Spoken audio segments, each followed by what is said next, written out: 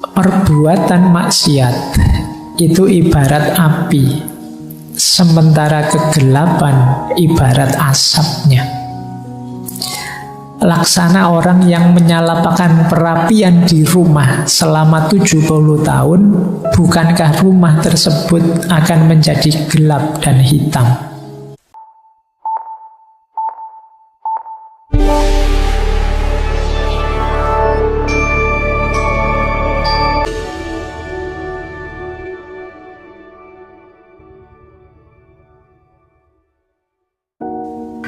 Assalamualaikum warahmatullahi wabarakatuh.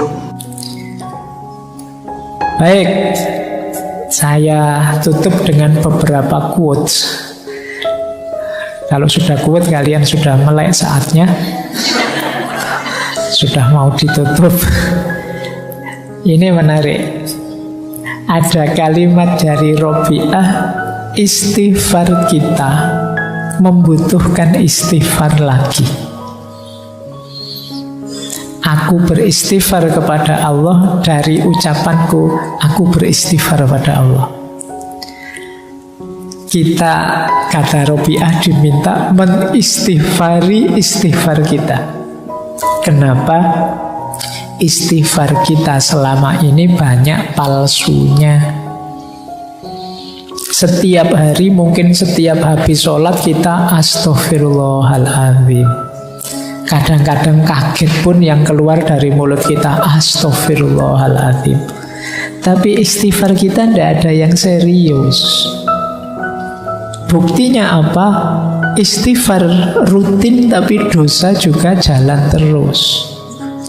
Maksiat tidak kita rem sama sekali. Kesalahan tidak kita sesali sama sekali.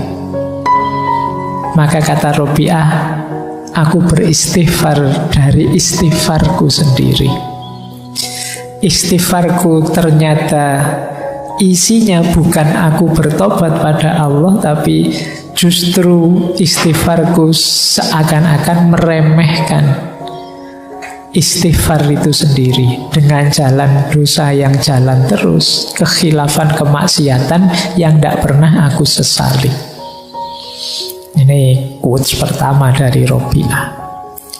Quotes kedua, ini nanti kalian renungi ya. Kalau ini menarik, kalau ini agak dalam. Ada orang bertanya pada Robi'ah. Orang ini merasa banyak dosa. Aku telah sering berbuat dosa. Dan semakin lama aku merasa tidak taat pada Allah. Apa kalau aku tobat, Allah mengampuniku? Robi'ah menjawab tidak. Tetapi kalau Allah mengampunimu, maka engkau akan tobat. Kamu pikir ya, ini agak dibalik logikanya. Jadi maksudnya apa? Keterbukaan hatimu untuk bertobat sungguh-sungguh, itu hakikatnya sudah dibuka pintu ampunannya Allah untukmu. Anugerahnya Allah padamu. Diberi anugerah kok tidak diambil, ya berarti itu salahmu. Jadi bukan kalau saya bertobat Allah akan mengampuni. Allah akan mengampuni kalau Allah sudah mengampuni, maka aku akan terbuka untuk bertobat. Jadi tobat itu hakikatnya anugerahnya Allah. Maka tadi saya bilang, kapanpun kalian terbersit di pikiranmu untuk bertobat, itu adalah Sirotol mustaqim, cahaya yang diberikan oleh Allah, doa yang kamu minta tiap hari untuk ditunjukkan jalan lurus. Itulah bentuk pengabulannya Allah, antara lain dalam bentuk kesadaran dan niatmu untuk tobat. Maka jangan ditunda-tunda, jangan dinanti-nanti maksudnya nanti saja. Jadi ini nanti kalian renungi kalimat dari Robi'ah ini. Baik, saya tutup dengan beberapa kalimat dari Syekh Ibnu Athaillah. Saya akan baca saja, tidak saya jelaskan, mungkin sudah bisa dipahami mengingat waktunya. Ini saya ambil dari kitab Bahjatun Nufus, penerang jiwa, bukan dari hikam. Jadi ini kalian dengarkan ya. Perbuatan maksiat itu ibarat api, sementara kegelapan ibarat asapnya. Laksana orang yang menyalakan perapian di rumah selama 70 tahun, bukankah rumah tersebut akan menjadi gelap dan hitam? Demikian pula dengan kolbu. Ia akan menjadi gelap karena tumpuan maksiat. Ia baru menjadi bersih dengan tobat kepada Allah. Kehinaan, kegelapan, dan hijab terkait erat dengan maksiat. Jika engkau bertobat pada Allah, bekas-bekas dosa itu pun menjadi sirna. Saya lanjutkan lagi. Janganlah engkau berputus asa terhadap rahmat Allah dengan berkata, sudah berapa kali aku bertobat dan insaf. Terus kumat lagi, terus tobat lagi. Maksudnya begitu. Jangan putus asa, sebab orang yang sakit sewajarnya akan terus minum obat, mengharapkan tetap hidup dan menginginkan sehat selama ruh di kandung badan, tanpa pernah merasa putus asa. Jadi penyakitnya manusia yang namanya khotok wan nisyan itu mungkin setara dengan diabetes atau darah tinggi atau kolesterol. Penyakit-penyakit yang membuat orang butuh obat terus. Obatnya namanya tobat. Jadi tidak apa-apa, tidak usah putus asa. Pak, saya sudah dosa, tak ulang lagi. Tobat lagi, tak ulang lagi. Ya kayak orang minum obat, tidak apa-apa. Jangan putus asa. Teruslah bertobat. Yang ketiga, ketika seseorang hamba bertobat, maka rumahnya di surga merasa gembira. Demikian juga langit dan bumi, Nabi, juga Allah sendiri. Jadi ketika kita tobat, alam semesta sebenarnya bergembira merayakan tobat kita. Rasulullah bersabda, sungguh Allah jauh lebih bahagia karena tobat seorang hamba dibandingkan orang yang mengendarai untanya di padang pasir, tiba-tiba untanya tersesat dan menghilang darinya. Padahal di atas unta tersebut terhadap makanan dan minuman kepunyaannya.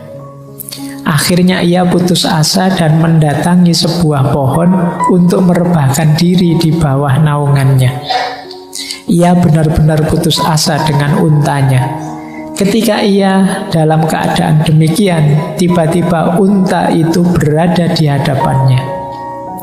Ia pun segera meraih tali kekangnya, dan karena amat gembiranya sampai-sampai ia berkata, ya Allah, engkau hambaku dan aku Tuhanmu.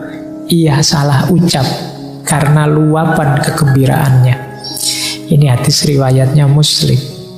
Jadi gembiranya Allah ketika kita tobat itu digambarkan oleh Rasulullah di hadis ini seperti orang yang melakukan perjalanan naik onta. Tiba-tiba untanya hilang, dicari kemana-mana, tidak ketemu, dia sampai putus asa. Saking capeknya mencari, dia tertidur di bawah pohon. Begitu bangun, tiba-tiba untanya sudah ada di depannya. Situasi seperti ini kan membuat orang gembira luar biasa. Sudah putus asa di tengah padang pasir, tidak tahu mau kemana, tiba-tiba datang untanya. Kegembiraan semacam ini itu sebagaimana gembiranya Allah kalau kita tobat. Yang saking excitednya kalau di hadis itu orang ini sampai kebalik-balik bilangnya, ya Allah, engkau hambaku, aku Tuhanmu. Kebalik, harusnya engkau Tuhanku, aku hambamu. Ini makanya kalau kalian ingin menggembirakan Allah, menggembirakan Rasul-Nya, menggembirakan alam semesta, bertobatlah. Baik, masih dari Bahjatun Nufus terakhir, jika engkau ditanya siapakah orang mukmin itu, jawablah bahwa orang mukmin adalah orang yang bisa melihat aib dirinya lalu berusaha mengobatinya, serta tidak sibuk menuduh orang lain memiliki aib. Jika engkau ditanya siapakah orang yang hina, katakan bahwa orang yang hina adalah yang menuduh orang lain bersalah serta merasa dirinya benar. Rasulullah bersabda, berbahagialah orang yang sibuk dengan aibnya sendiri sehingga lupa dengan aibnya orang lain. Oke, untuk malam hari ini saya cukupkan sekian dulu.